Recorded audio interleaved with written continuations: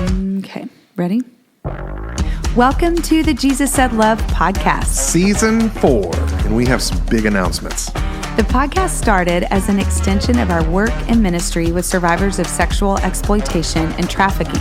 However, these conversations exposed a broader cultural issue impacting Christ followers. So starting in Season 4, this podcast will attempt to explore the big question: how do we live and love like Jesus today?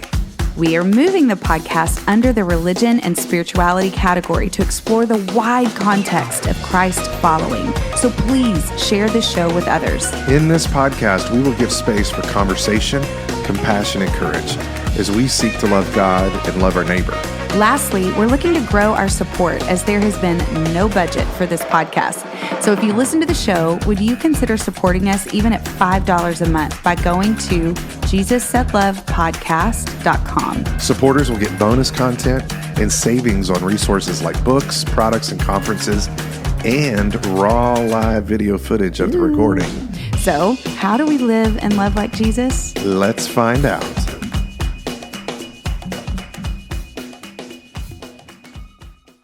Oh, recording. Okay. We are recording. So, Elise, we're switching things up before we get started with the real interview. Okay. I'm putting this up here. This is so professional. Do you like my kitchen space? I freaking love that. I definitely like the towels. Oh, You that's like my that? favorite. Yeah, there's some towels. Yeah, there's some dirty dishes on the counter. There's some bananas. There we Freaking go. love bananas. I do too. Are they not the world's perfect food? They They are. really are.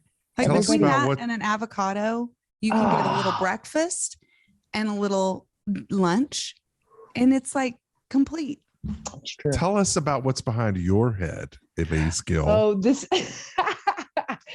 this is this is how I do my necklaces. I always have I always just get tacks and hang all my necklaces from the wall. I'll 'Cause get why a not? yeah, my grandma's like, get that trash off the wall. And I'm like, But it "Don't looks so touch it." pretty. Otherwise, it'd be Do you clumped just- up in a bowl, tangled You up. just stick it to the somewhere. wall.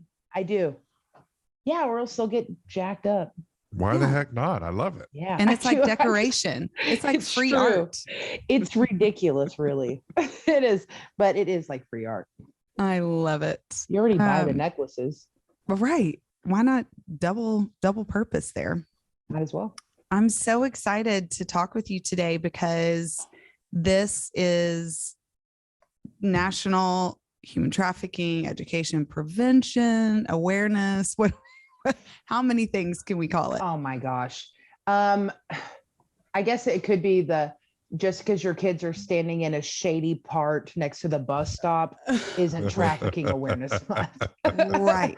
I saw that Isn't on Joe's post. I was like, I can't. Yeah, believe it's totally the month where everyone brings out their conspiracy theory on Oh. well, trafficking. that's true. they're wayfarers. They're it's Yes. Oh crazy. yeah, Pizza Yeah. Gate. Don't eat pizza in January. Don't do it. There's small, tiny children in the back. Dang it. Just saying. Okay, so hey, I don't know if Jersey told you, but this will be filmed. So the video is going to be out there, Bum bum bum. Where? but only it to our going? subscribers. It's a new little feature we're offering Oh. this is season 4. And so Excellent. they will get to see the discussion. Oh, that's cool. Yeah. So some So they'll people, see your necklaces on the wall. Excellent. yeah, and the bananas in the towels. That's real life, bro. It's so real life. And my fingernail cleaner. Yes. That Gross. is official. Is that really a fingernail cleaner, or is that a paper clip that you have unfolded? It is a paper clip that I've unfolded that Mm. I actually clean my nails during most podcasts. Player. I let that secret out of the bag in the intro episode, but now it is going to make an appearance every now and then. And who knows, we may sell them. It's amazing. Oh, weird. Okay. 2022, baby. All What right. do you The do? year of neat nails. Hmm. Okay. Are we ready to go? Wait, can I check to see something real quick with this sound? Mhm. You Yes. bet. Is it still okay if it's like this? Yeah, it's louder. Is that a bad thing? No, as long as it's quiet, I think it's fine. Brett, any on your production end? What do you think? Are you listening to us through your computer speakers now? Yep. I'm not hearing an echo. Mm-mm. I think it's fine. Let's give it a whirl. And if it starts to be weird, then we'll just tell you, hey, it's being weird. Put those things back in your ears. That's fair. How about that? Well played. Okay. Ladies and gentlemen, welcome to the show. One of our faves and part of our JSL fam, Elise GILL. Woo woo. Hey. Elise is super special to us. She is an Access grad. She now works with an anti-trafficking organization in the Fort Worth area. I saw you do this and I was like, what's happening? I was because I knew you were going to start doing the gushing thing where you start saying really sweet things about me, and I was getting super embarrassed, and I was like trying, because I smile when and I was like, I had like a moment. I was like reading the body language, like, am I saying something wrong? Because you're a fierce warrior for your girls. You're like, oh, something's happening. I can see you.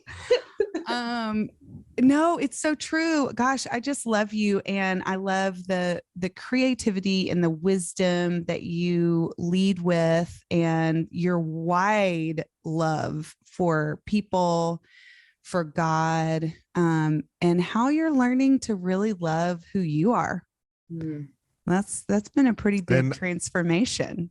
And I love the sheer sense of joy that you bring to whatever space that you're in.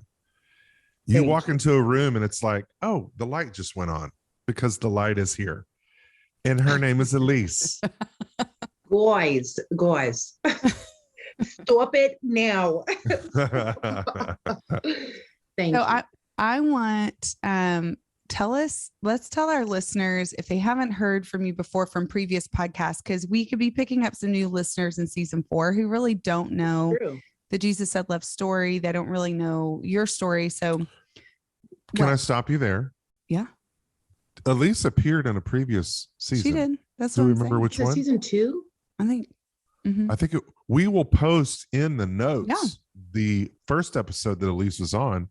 Right. And I believe you share your story, and people can go there and listen. Yes. So we're not going to get into like granular story work stuff, story and narrative. We're going to speed up into really this episode is about survivor wisdom and listening to the wisdom from survivors through their journey of transformation, and really what survivors have to offer, not just in this space, but just in life. Like, survivors are part of our world and part of who we are as a collective. And so I think sometimes it's like siloed, like if you're a survivor, you have to work in this space, or if you're a survivor, you have to care day in, day out about human trafficking. And I just think there's like so much more wideness to how people live out their calling. And so we're going to kind of explore a little bit of that with you. But tell us a little bit, take our listeners, just give them a high level view of who you are, how we got to know you, in that fun story. It's wild, dude. Okay. High level view. All right. So I'm in rehab. I did a short term at the Center Core in Waco, which probably most people there are familiar with, even if you're not in the social fields. Anyway, or ministry. I mean, it's pretty. So I'm there. I end up meeting Summer Shine, basically somebody who knew Summer Shine. So that's how we bridge. That's how we bridge. So I'm at the long-term Center Core while Hurricane Harvey's going on, right? Wasn't it Harvey that y'all were down there for? Yeah. So I've been in this therapeutic community for 6 months, which is highly traumatic, but really rewarding. Mixed feelings on that, just saying. And then so I'm ready to go. And it just so happens that I hit up my sponsor. I'm like, yo, I need to bounce. And she's like, hey, I think Emily and Brett are in freaking Houston right now. And so, and it just happened like, I actually, if I wouldn't have called y'all an hour early, it would have never even happened. So y'all just pick me up randomly. This random stranger, y'all pick me up with some Dunkin'. Get in the car. Here we go. Yeah, with some Dunkin' Donuts. And you're like, I'm going to take you to Waco, to a sober living home. Yeah, so that's how we met. We took it from there. So I ended up through conversation because you were curious. And now that I know the other side of it, I knew that you were super curious. Right. And you could see things in me that I just couldn't see, and knew that I was a right fit for your access program. And had me do the application. Like, I feel like you already knew before you even did the application that, I think Summer had something to do with that too. Yeah, she did. Summer is really champion. I was always, I was just in a place where I couldn't trust anybody. Sure. That it's just been a long process. Yeah. And so it was just hard to find. The only person I could really truly connect with was Kelly. You know what I mean? In that moment. But anyway, it turned out incredible. Y'all ended up taking me under your wings, and I went through access, really found out what it was like to be integrated into a community. The model of access was just brilliant. I mean, the work that y'all did there just really paved the way for the work that we all did together, really paved the way for how I got to my professional role. And honestly, my first professional opportunity was through networking through somebody that you knew, Lori Welch, who runs Woodwright, which is an incredible company. And she was a podcast listener. She was a podcast listener who said, "Hey, I hear you're talking to survivors. You're talking about access. Are any of them in the Dallas area? Would any of them want a job as a secretary?" And I was like, "I think I got your girl." That's crazy. It was just wild. Yeah. So cool. It's crazy. It's crazy what little yeses and little pieces of investment, little pieces of responsibility, different things that are thrown your way that really cultivate what is in somebody that has been dormant. You know what I mean? Really does ignite. You know what I mean? Things in people. That's so good that you say that, because I think oftentimes we think, oh, I have to go from A to Z. In reality, when you walk in community with someone, you may just go from A to B, or A to A and a half. Yes. It's like this. Or A to N. And I mean, you jump from A to N and then back to O. And then you circle back and you're like, hey, I missed this step. I need to work it again. Yeah. For real. Yeah. That's real life. Yes. And so I was there for a while, and then I just felt in my spirit, like the Lord was just continuing to like work in me. I needed to move from where I was. I had to make some changes.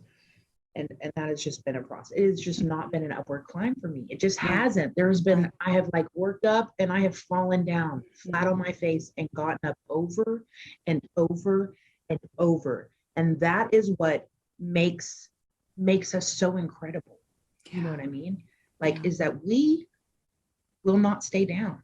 Like, there's just, I mean, and I'm going to fall so many more times in this life, but I promise you one thing, I'm getting real damn good at getting back up.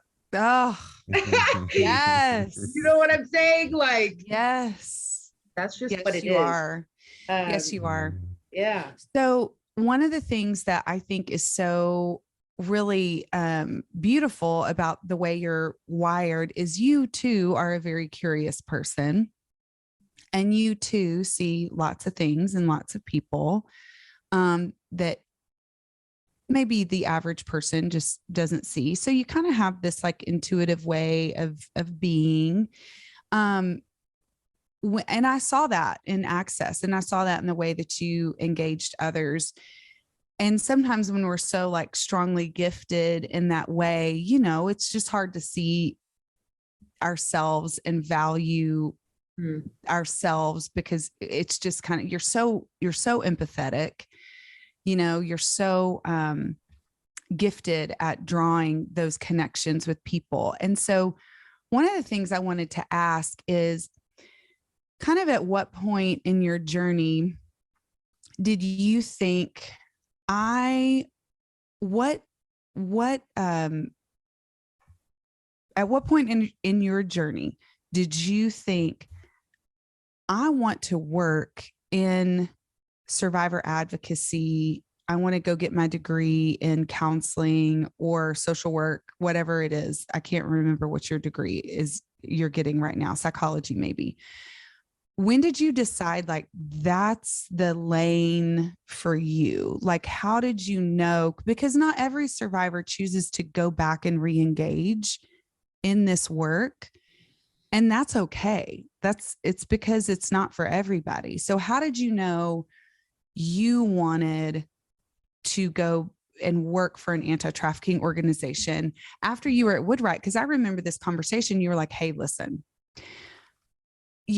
corporate America is fine and we need it in some ways, but I don't think I'm cut out. I really want to do a job with purpose and impact and making a difference. What was that wake up about?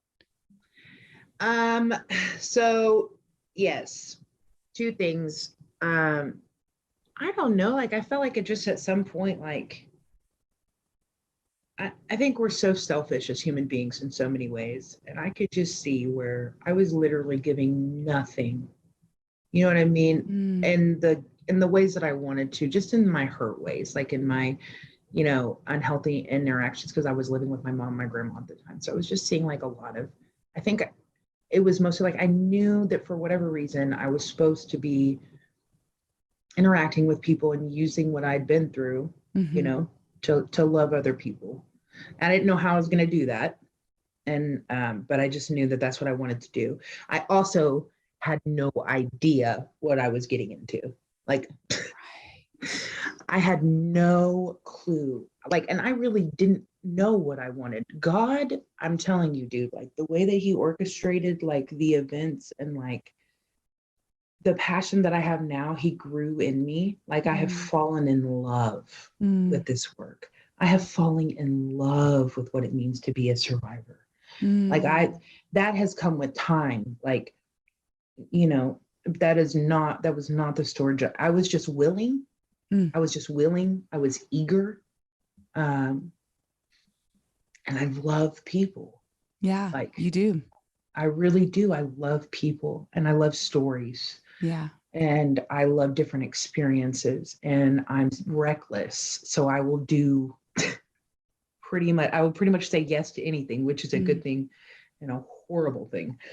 But I mean, the vice and the virtue, when does it become, right. It's a fine line. Either way, with the good, with the bad. So yeah. So it is served. So did you started taking classes at, what was it, a community college in North Texas? And that's when you kind of landed on psychology. Is that right? Is that what you're pursuing right now? Yeah. So, so it's always just fascinated me. I was like, I knew I wanted to go psychology. It was really a friend of mine who encouraged me. Her name's Rhonda. Encouraged me to go back to school because I wasn't even going to. I'm just telling you, like, I didn't know what I wanted to do. I just knew I needed to keep busy. And so when I got back into school, I was like, yes, psychology is something I was always interested in. And then from there, I was going to go to TCC, do the whole state thing and all that. And then the Lord was like, go check out Southwestern Baptist Theological Seminary. And I was like, you're crazy, bro. What? I haven't heard this part. Yeah, I was like, nah, dude, I'm not doing that. He was like, yeah, no, go over there. You and all the men. Yeah, dude. So, because I was like, no, there's no FAFSA there. And you do realize where you're trying to get me to go to the Southern Baptist Convention, like you in there where they do the robes and stuff for the convocation and all the things, that's the real thing you want me. And yeah, he was like, yeah.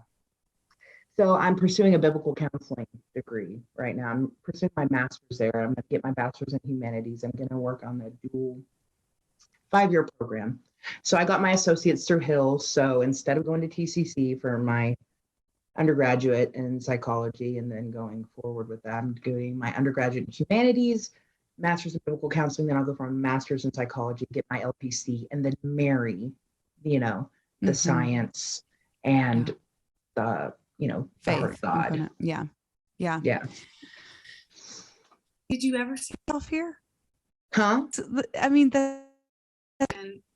Is my mic doing something funny? Yeah, something crazy was happening. Sounds like it disconnected. It did. Am I back? Now you're back. That was weird. It started pinging up all these. Okay. No. Dun, dun, dun, dun.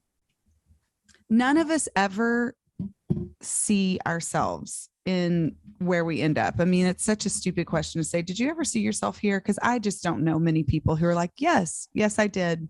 I saw myself perfectly in this spot. It's such a winding road. And I think what's the most exciting part of this journey right now for you personally? Like, what is it that tells you on the days that get hard that you're going to wake up because you didn't plan to be here? This is all kind of like, what am I doing? And do you have those moments where it's hard, but there's what keeps driving you? What keeps this whole field of study exciting? Because it's hard to be a student and work. I mean, you're adulting at the same time, So what keeps you motivated? Oh my God. So I am full-time, have been like sharing an on-call with one other advocate at UnBound for 2 years. Crisis response as a survivor, healing, intentionally working on trauma, intentionally leaning into the uncomfortable spaces, intentionally saying yes when all I want to do is say no for 2 years. I'm also I'm also waitressing part-time down the street. I'm also doing school. I think what keeps me going is I'm so excited for what God's going to do with it. You know what I mean? Like, I'm so excited to see how somebody else gets the chance to climb. You know what I mean? Because I just want to see more people get the chance to climb, get the chance to taste and see, like, get the chance to experience life in a way that, because it can be so different than the darkness and the hurt that we know. You know what I mean? It can be so different from that. And I just want more people to have that authentically, you know what I mean? And then cultivate authentic, loving relationships around them, breaking, curses, like breaking, you know what I mean? Cycles and however you want to call it, however you want to see it. Right. Whatever type of behavior, whatever model you want to look at it from. Yeah. I want to see healing and stuff. And that's what keeps me going, because I know that the more I stick around, the more I see it, not only in my own heart and life, but in this world. Like, I went with Wendy for our retreat. Yeah. So let's shout out real quick. So a lot of our listeners may know. So Wendy Olson is an old friend who I randomly she's not met. Old. No, she's not an old woman. Is that what you mean? But she is an older friend of mine. And so she connected with me, reached out for her podcast years and years ago. And I got her connected. I was like, do you know about the Allender Center? Well, she went full on board and got her certificate in their training program. And then she did? Yeah. Cert 1. And so then she came back to me and she said, I want to offer my services as a healing coach to trafficking survivors. Do you have any women who you would like for me to meet? And I was like, yeah.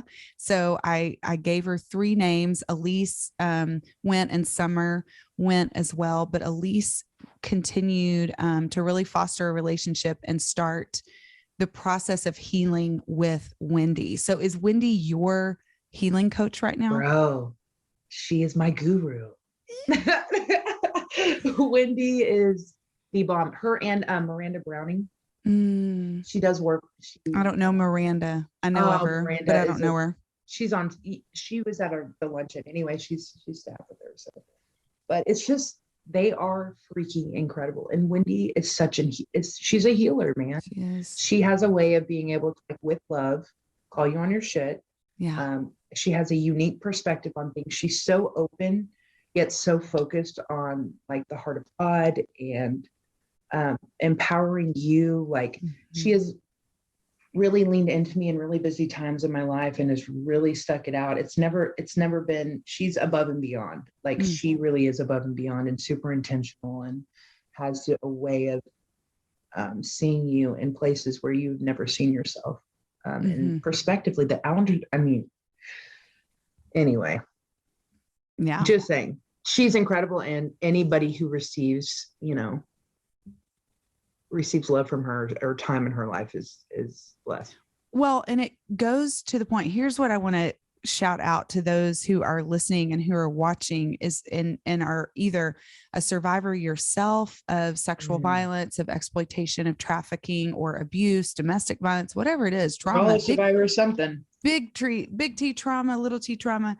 The point is Elise is doing the work and she is saying yes to those binds and those uncomfortable. She's learning to find space in the bind, which is part of the purpose of the bind. It's like, once you can name it, it's part of the purpose. Like we actually have to have it in order to grow in resilience and in order to grow in confidence. And usually our human nature is just to say, this feels uncomfortable. Let me go drink some more. Let me go eat some more. Let me go shop. Let me numb out on social media. Let me go have sex, whatever it is. We are wired to kind of self-sabotage. And so getting in those binds is actually an invitation for you and for me to address them, to name them, and then do the work by going, hey, I need therapy. I need a healing coach. I need someone in my life. Right. To join with me, to partner with me. It is so much easier, and guilty of all of those different coping Totally. things at the same time. You're like, what the hell? How can I multitask like this? I'm so freaking impressed right now. I can shop and drink and have sex all in the same time. Amazon. but like really, I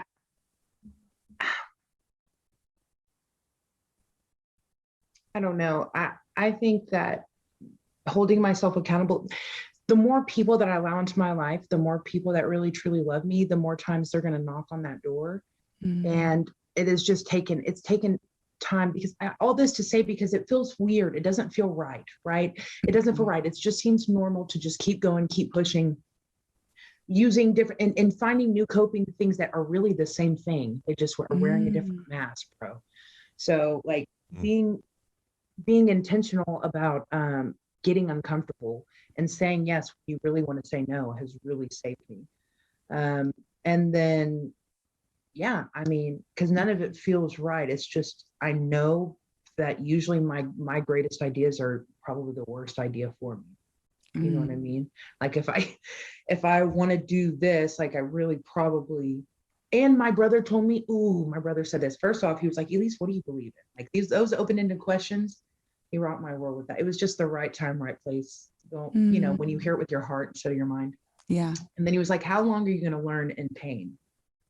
And I was like, dang, or like tension, the change comes out of the tension, the growth comes out of the pain, you know what I mean? Yeah. And I am learning that the pain looks different, and I'm not having to hurt in the same ways to learn the hard way. Yeah. You know what I mean? That's changing. Yeah. We don't have to make it so hard on ourselves. Like life is already effing hard.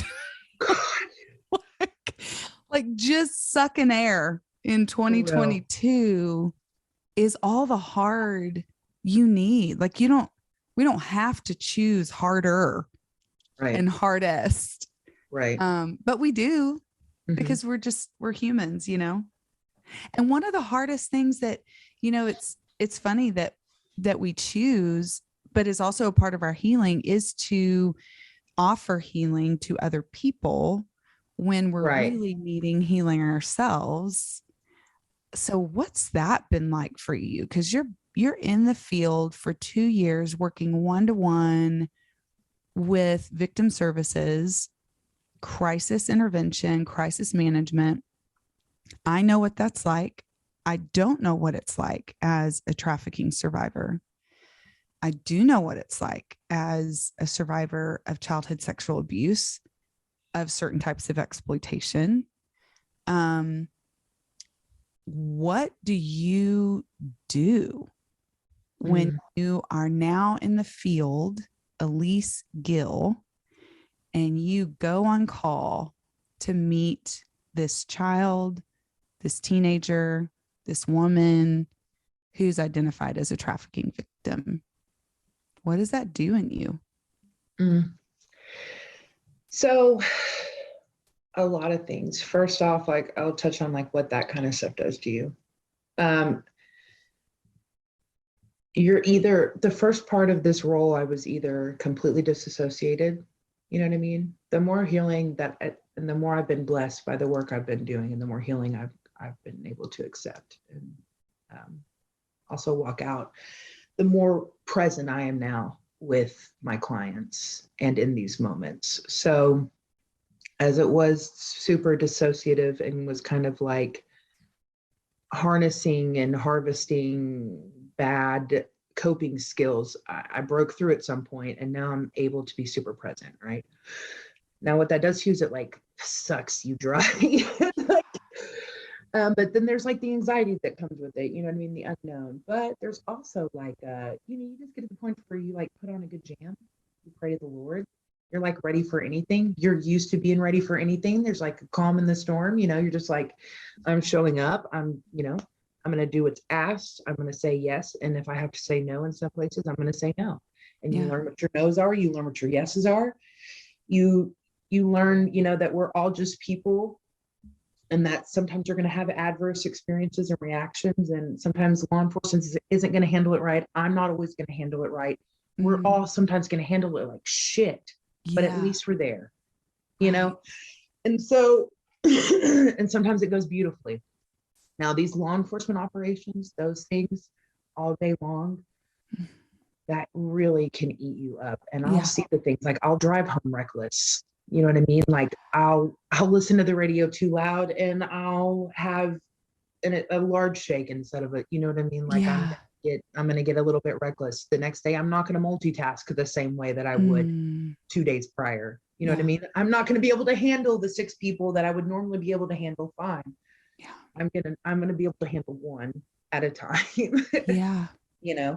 But also like there is a beauty of being broken and being with other broken people. Like that's the reality of it. We're all not there. Sanctification is a process, like growing and changing and being the best you, however you want to shape it, is a process. And so, I like hypocrites, when you were talking about that, like in the church, you know what I mean? Like that your testimony isn't valuable. You're a light on, yes, I am a light on the lamp, but I'm also a human who is messy and learning and struggling and fighting back and forth. And if you want to, base that on what your experience of, too many times the church is God. And too many times we make God the image bearer and instead of the other way around. And it's just,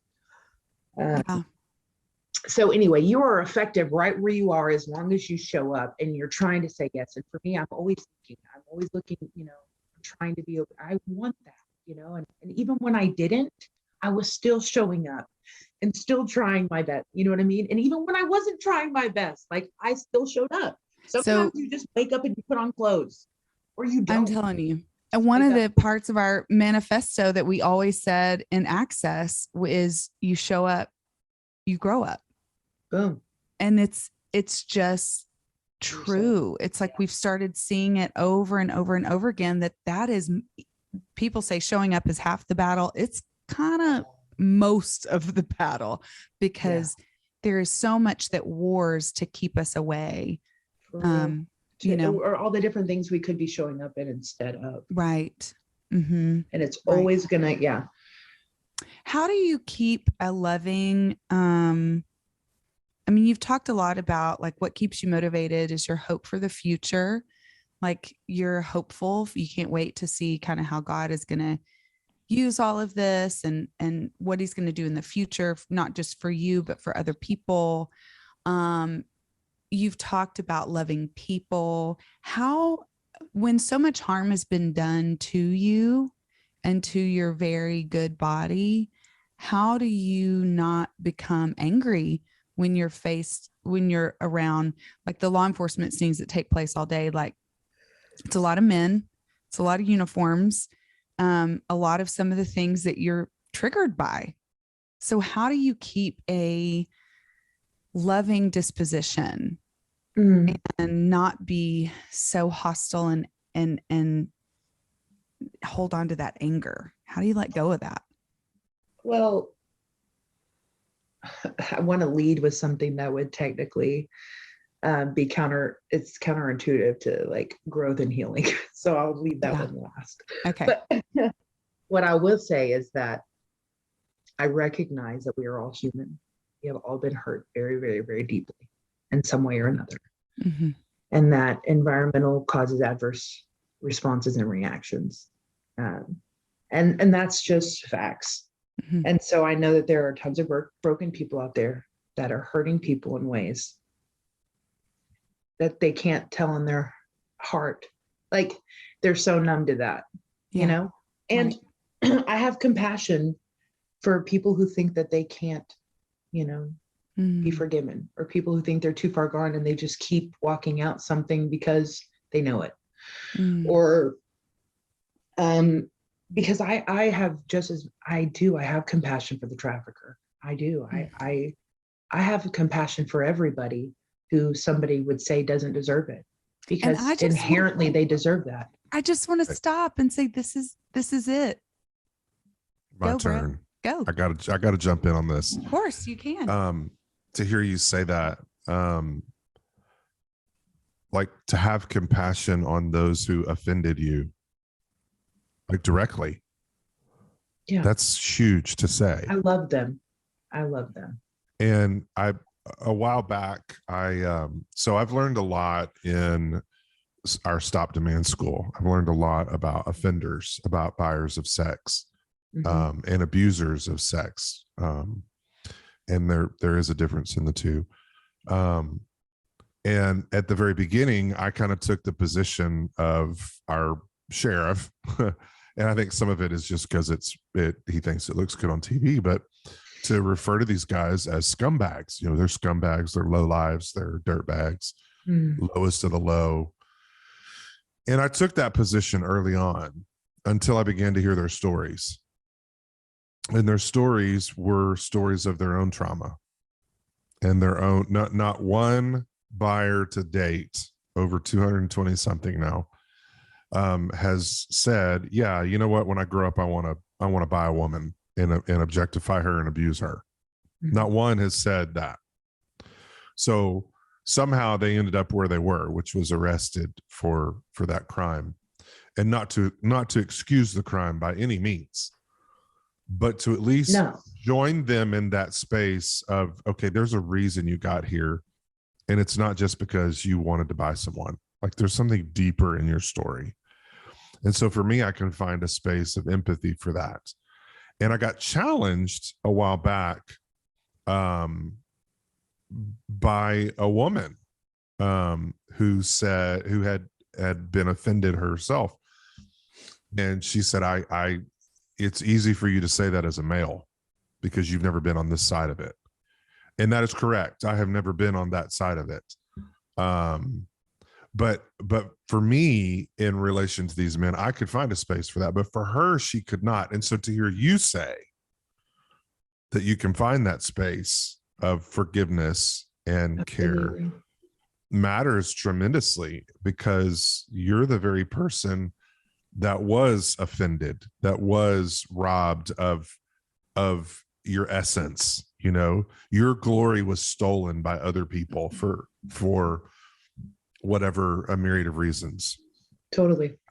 And so keep talking about that. What is that like to be able to go to that person who robbed you of whatever they robbed you of, and to be able to say to them, I love you?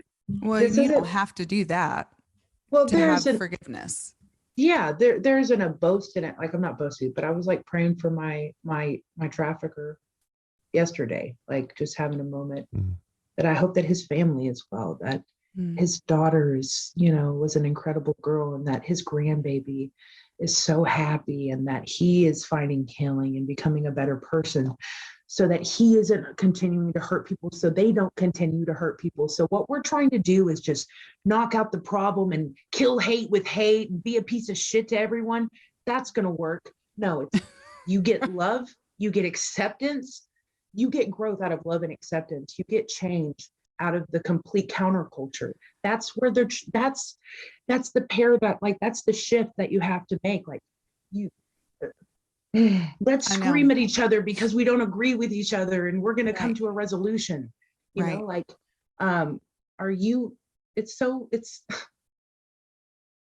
so we reform, we restore, you know what I mean? So that we aren't creating to spread a disease, so that we aren't breeding things that are killing our communities and our homes and our children and ourselves. So that we are waking up and we have a purpose, and we're not dying each day when we go to bed, just wishing that we didn't have to wake up and be the same person that we were, that we went to sleep as.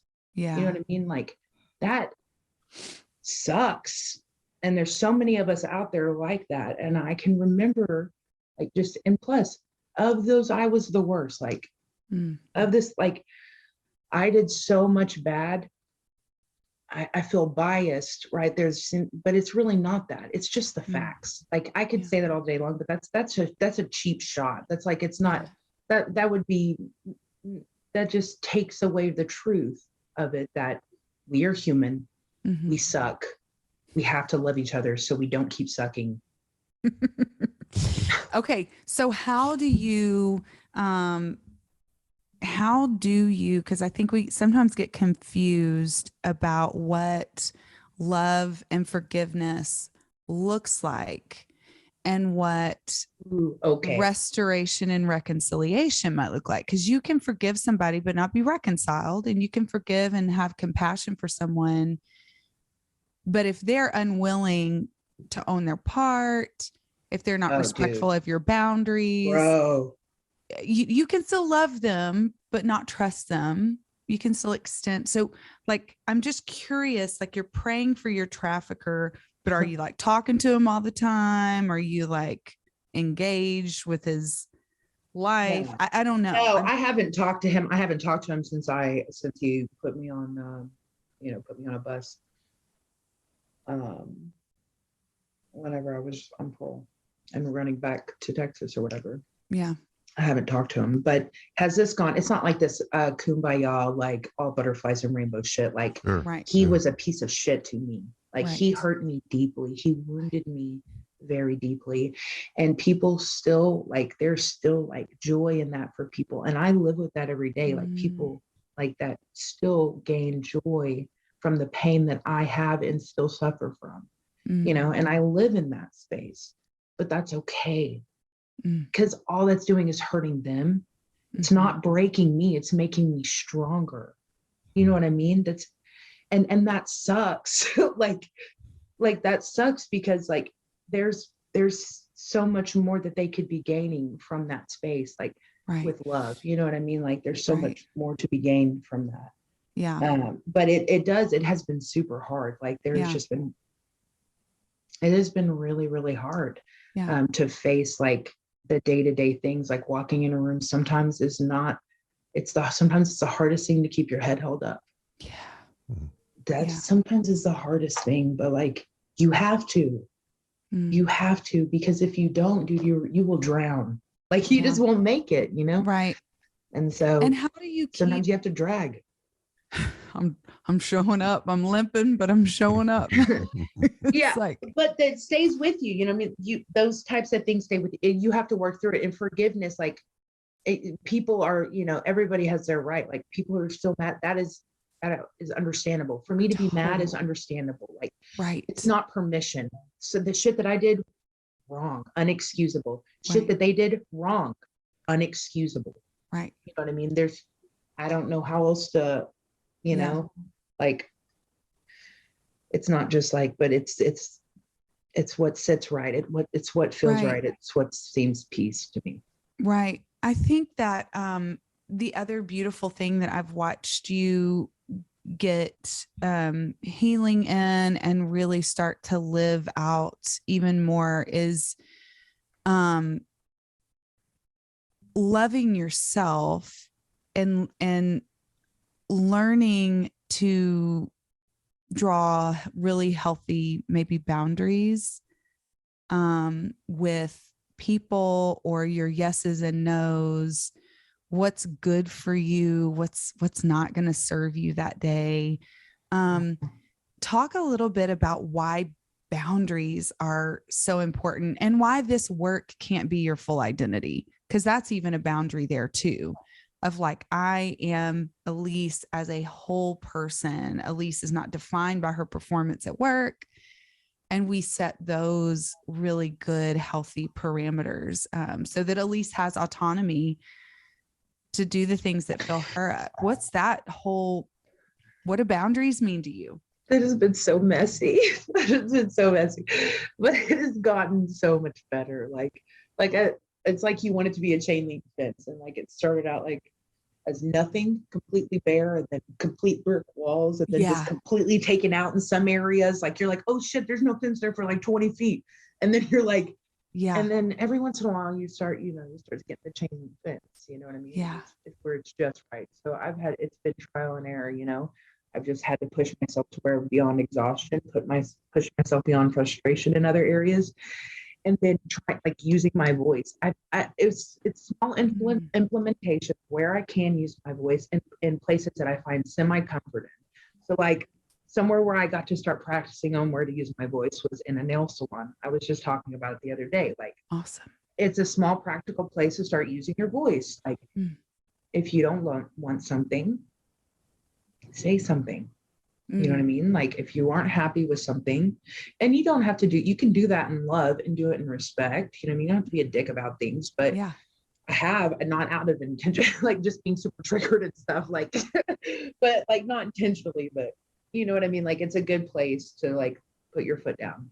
And well, and we can see that you have nails that you have beautiful nails. You got one like Adele nails. Should or should not put their foot down about if it's not done correctly. I'm just saying, dude, they're expensive. They are. You guys and your nails, because like these little nubs right here are not. They're beautiful. They're beautiful. Our mommy. All the reason you need the nail cleaner. See. No, if I had those nails, I would need a nail cleaner. I would be, it would be third world torture if you put that thing up in these. It is a problem, bro. I'm always like, Have you ever wanted to just say, screw it, I give up? Hell yeah. All the time. Well, all every the time day, lately. every hour. All the time. Well, okay, so it's that sustainability thing. I just didn't feel the work a year ago. And like I said about that whole disassociation to being super present, like I'm not the same person I was in my professional or personal life a year ago that I am today. And it just takes a toll on you in different ways. So like just recently I've just been tapped, man. You know what I mean? I'm just being super transparent, like tapped. Yeah. Like I'm not gonna get specifics, but like, and you just, sometimes you just like, I would rather, anyway, sometimes you just want to throw your hands up. You want to do 3 random jobs like that don't really, just so you can get through the grind, Oh, I like, get it. God won't let we had to talk about it. And he was like, bro, really though? He's like, really? And I was like, he's like, you will not even be happy. Like you won't even be happy after you do it. Does he speak to you in the real world version? Yes. He's like, you need to sit your ass down right now. I love it. Yeah. And I love it. Sometimes he sounds like my grandma. The other day he was like, honey, it's going to be fine. You're going to get it there. Oh. Sometimes he hits you with that. Oh. Yeah. And I think in those moments, again, that's the bind that we find ourselves in. And I had this therapist who told me that the line between like burnout and thriving is actually a really thin line, that it's like it's just, I mean, this line of like, I am at my end. Yeah. And then suddenly it's a reframe. It's a new perspective. It's learning that maybe the reason I'm burned out is because I haven't been using my voice, because I haven't been naming my needs, because I've not been, asking for help. I've lacked in my yoga practice, or my taking a walk, or being in nature, or whatever it is that fills you. Yes. I think we can all go, when we get to the brink of burnout, that just means something hadn't been working that used to work, and it's not working. And when we go into performance mode. So I've noticed, like, for work and for school and for this other job, like, if I'm not taking the intentional time to move my body, feed my spirit, like be with people who are my people, you know what I mean? Like, that we get to vibe, like I am, and then I just start performing everything. Like, I just start just grinding it out, just heads up, smile on, like not present, running through the day. Before you know it, you're like, oh shit, I need a nap. And then you sleep for 16 hours and you feel like crap the next day, and your body's like, you can't even eat anything right. Like, nothing's working. Yeah. My God. Yeah. Reframe. Yes. As yes. Christina would say, reframe. She's from Colombia. I love it. Reframe. She's got these big, beautiful lips. Oh, Reframe. That's awesome. I'm going to picture her just coming into my life right now. I don't even know her, but I need her to say that to me. She does my biblical counseling too. Oh, that's so glorious. Something else. God's kind of petty and funny. I just realized it. Like, he places my tattoos and stuff. So I got Never Surrender, like in Italian, but it's right over my ditch where I used to shoot up. Yes. Anyway, I was like, he's just, it was it. funny. It's funny. It's amazing. Never mind. I love it's so practical though. There is a practicality of God and spirit and Jesus. There's such a practical, fleshy way that God just speaks and moves. And it's just amazing. Speaking of your arm, is it the arm that was blown out? Yeah. Yeah. Okay. So I want, if you're a subscriber, can you see this? You actually see the arm. And I remember you telling me that story when we picked you up from rehab, but it's a miracle that you are alive. Yeah. It's true. I was dying a few days later and I wouldn't have made it. Like, I had gone septic because I'd been shooting up in it for so long. It had gone necrotic. I had MRSA. It was spreading all my organs. So MRSA is an antibiotic resilient staph infection. It started going into all my organs, my blood. I was dying. Everything was shutting down. I thought I was losing weight and everything, and I thought I was looking so cute. It's because I was dying. It was fine. I was literally dying.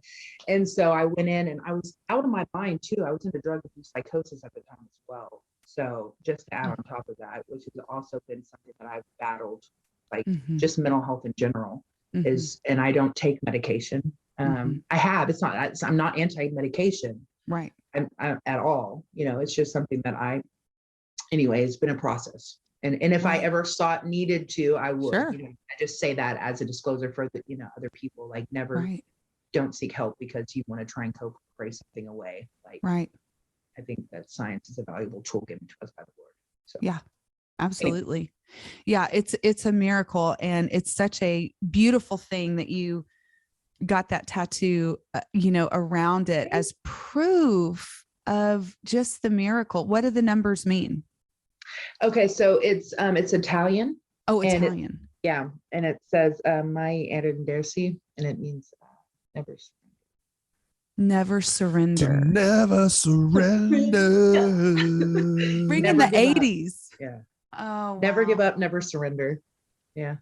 Wow. And I'm left-handed, so I didn't know if I was going to be able to write, and I can write. The only thing, it messed up my pool game a little bit, but I shot a really good game last night. I want y'all to Sweet. I shot a really good game last night. Come back. No. Comeback kid right here. Would you play 8-ball or 9-ball? 8-ball. Okay. 9-ball, I don't know. Like, whatever, guys. Y'all. Come on. Next time you're here, I will tear you up at some 9-ball. Oh, okay. Let's go then. I don't even know that you play pool, Brett. I've been with you 22 years. I don't even know all the time. 8-ball, 9-ball. What? I've never played a pool game with you. Babe, we have 2. When have we played pool?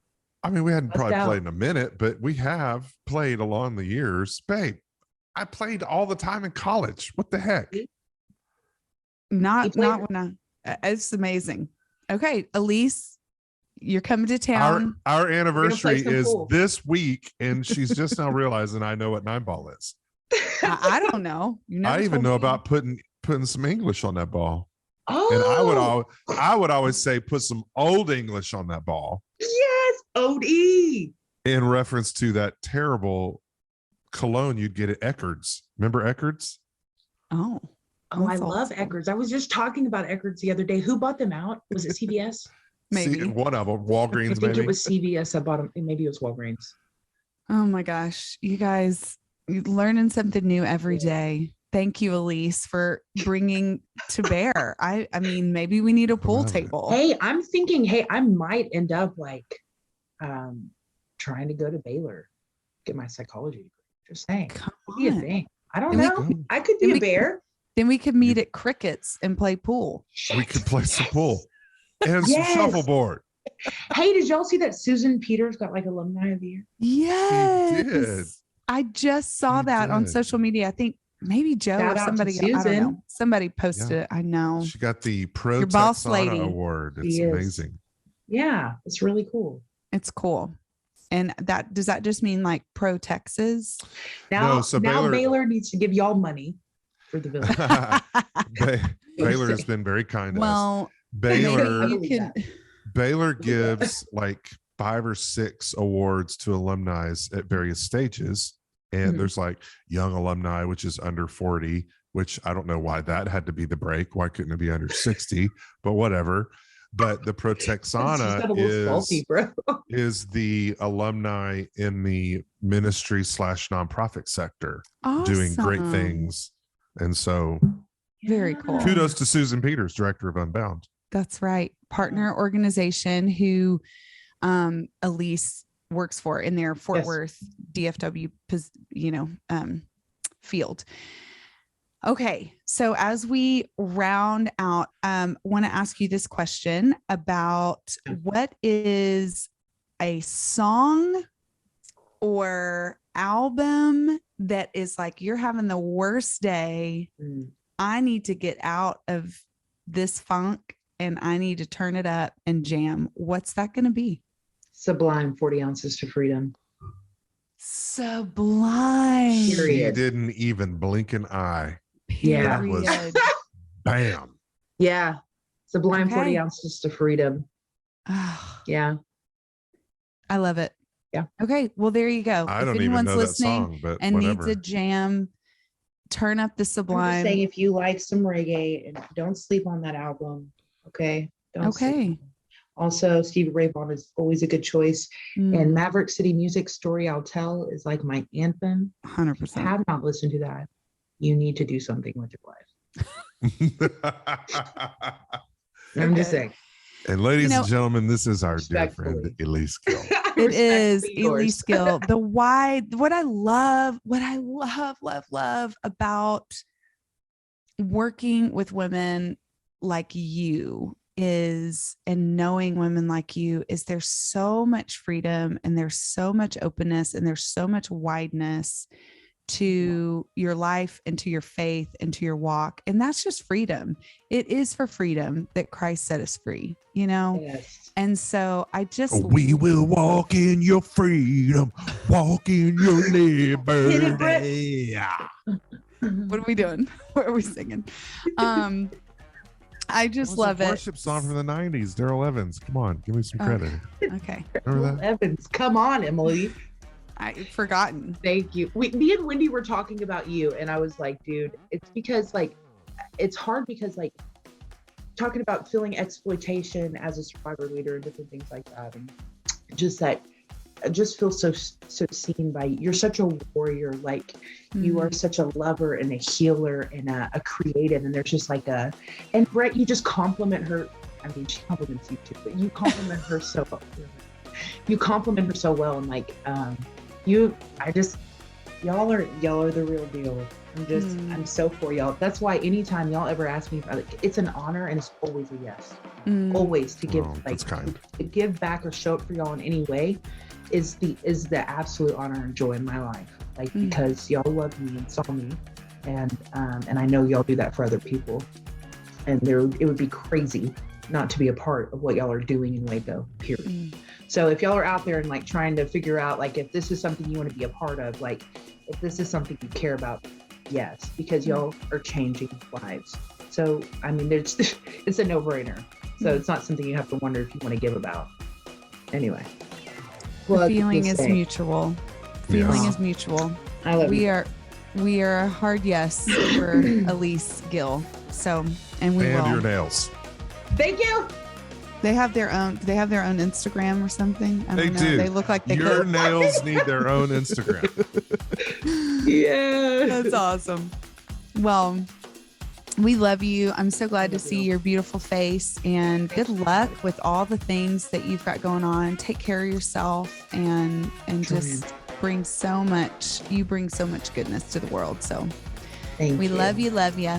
I love you guys. Thank you so much. Good wisdom. Crickets. It's on. Just saying. Your breath. Let's go. I love her.